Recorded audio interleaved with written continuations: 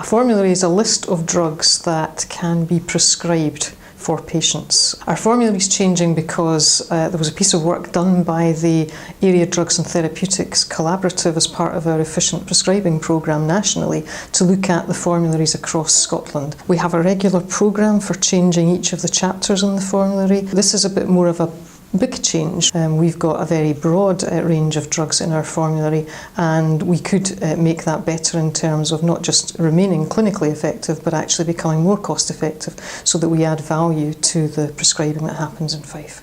We're providing some educational materials and we're providing information for the clinicians on the nature of the changes that are taking place.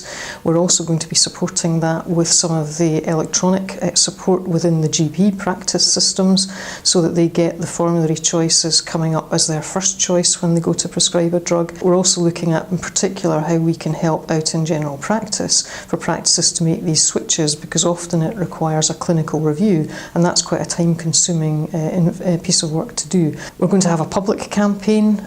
We're talking about using the resources wisely in Fife and asking people to love their NHS and look after that public resource. I think the most important thing to say is that the medicines they might be changed over to are as clinically effective as the ones that they've been taking. We've been very careful to make sure that that clinical effectiveness is our top priority, but equally we've got to now be much more aware of our cost effectiveness, and that's a really important thing for patients to understand.